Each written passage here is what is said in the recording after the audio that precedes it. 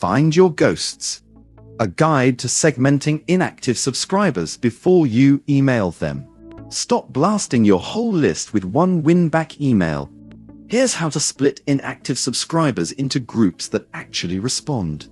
Every creator with an email list has a graveyard shift sitting in it. Subscribers who signed up, maybe even bought once, and then went quiet. Most people handle this the lazy way. Write one, "We miss you" email.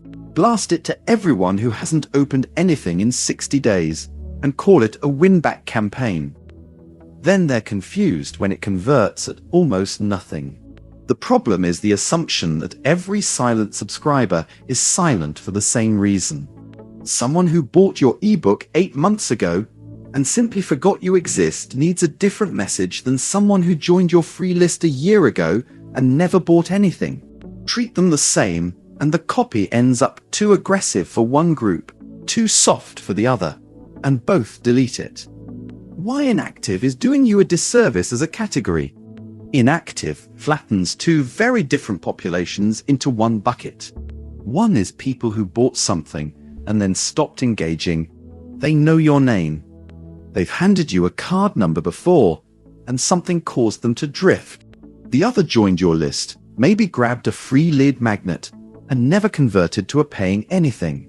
Sending the same "here's 20% off" email to both waste the lapsed buyer's goodwill. They don't need a discount. They need a reminder of value they already experienced. And it wastes the never-purchased lead's curiosity. Since a discount on a product they've never seen isn't a reason to buy, it's just noise. The fix is smarter targeting of the emails you're already capable of sending from the customer list built into your storefront. Step 1. Pull your list and sort by recency, not by average. Open your customer list and resist treating it as one long scroll. The first cut is purely time-based. When did this person last do anything? Open, click, or buy? Most creators only check last purchased, but opens and clicks matter too, especially for subscribers with no purchase date to sort by. Build 3-time tiers first. Don't skip the 30-day tier. It's tempting to only bother with people gone 90+ days since they feel like the real problem. But the 30-59-day group is your highest conversion opportunity, still warm enough to respond to almost nothing. And ignoring them lets easy wins slide into the cold tier where they're much harder to recover. Step 2. Cross the time tiers with buyer history. Now cross each time window with one more question. Has this person ever purchased anything? Or are they a free subscriber who's never converted? That gives up to 6 segments. Though most creators only need 4 or 5, since the smallest cells can borrow messaging from a neighboring tier. The point isn't 6 distinct emails, it's to stop writing one email that has to awkwardly serve everyone at once. Never purchased plus, tier 1. A curious lid who peaked and drifted. Remind them what they came for. Never purchased plus, tier 2-3. Cooling curiosity. Needs a fresh hook. Often a different product than the one they originally saw. Lapsed buyer plus, tier 1. Be a happy customer who simply hasn't been back. The easiest, highest converting segment. Lapsed buyer plus, tier 2-3. Someone who liked what they bought but has moved on. Needs a strong, specific reason to return. Step 3. Match the message to the segment, not the calendar. Most win-back campaigns fall apart here. Creators build the segments correctly and then write the same email for all of them anyway. Each segment needs its own angle, drawn from what actually happened between you and that person, not from a generic "we miss you" template. Never purchased subscribers. Sell the outcome again, not the discount. A subscriber who's never bought anything doesn't need a coupon. They need a reason they haven't heard yet. Lead with the specific problem your product solves, framed as if they're hearing about it for the first time. Because emotionally, they basically are. Social proof earns its keep here, since this reader has no prior experience to draw confidence from. Pointing them toward a live example store also helps. Letting a skeptical lead see a real storefront instead of just taking your word for it. Lapsed buyers. Remind them what they already loved. This segment is different. They don't need convincing, they need reminding. Reference the specific product by name if you can. It's been a while since you grabbed the Notion planner. Here's what's new. And treat the follow-up as a continuation of a relationship, not a cold pitch. A small loyalty gesture, an early look at a new product, or a bundle built around what they already own lands far better than a blanket discount code. You're not trying to earn trust, you're trying to earn attention. A never-purchased lead needs a reason to start. A lapsed buyer needs a reason to come back.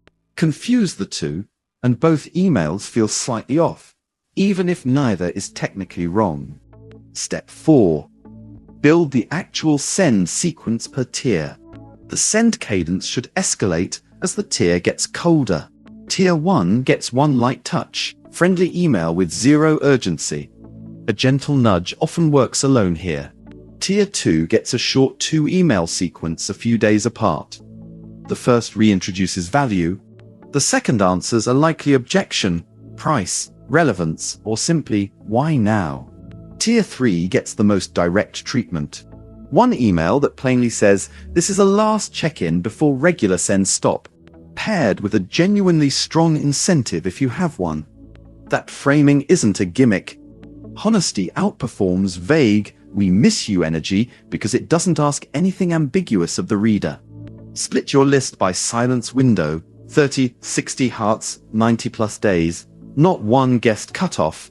Separate never purchased leads from lapsed buyers within each window. Never purchased copy sells the outcome fresh. Lapsed buyer copy references what they bought. Tier 3 emails are honest about being a last check-in, not a vague generic nudge. Each email links to a specific product page, not your storefront homepage. Track which segment converts best so future sends start there first. Where this lives in your actual storefront setup. None of this matters without a system that tracks who bought what and when they last engaged. Why creators running a bare link in bio page can't run this playbook at all. A real customer list paired with campaign emails turns, I should probably re-engage my list sometime, into a repeatable segment sequence you can run monthly. Comparing your current plan against a pro plan. Segmentable customer data and campaign sends are worth checking for specifically. The FAQ covers what's bundled where. The math is simple. Recovering even a small fraction of a dormant lapsed buyer segment is often the fastest revenue you'll generate all month, since these are people who've already said yes to you once. FAQ. Segmenting inactive subscribers. If you're still running your audience through a single link in bio and haven't set up a real customer list, that's the actual prerequisite here, not the email copy. Open your store.fan, connect your first product, and every purchase and click starts building the data this strategy depends on. Stuck. Contact support. And for more tactics like this one, the blog has the rest of the playbook. Key takeaways. Inactivity isn't one thing. Split your list by both how long they've been silent, 30, 60, 90 plus days, and what they've done before, never bought versus lapsed buyer. A never purchased lead needs to be reminded why they signed up. A lapsed buyer needs to be reminded what they already loved. The 30-day tier should feel like a nudge. The 60-day tier should feel like a reintroduction. And the 90-plus day tier should feel like a genuine last call. Your customer list already has the data to build these tiers. You don't need new software, just a deliberate export and a bit of sorting. Segmented win-back sequences consistently outperform one-size-fits-all blasts because the message actually matches where the reader's head is at. Start your creator store free at store.fan.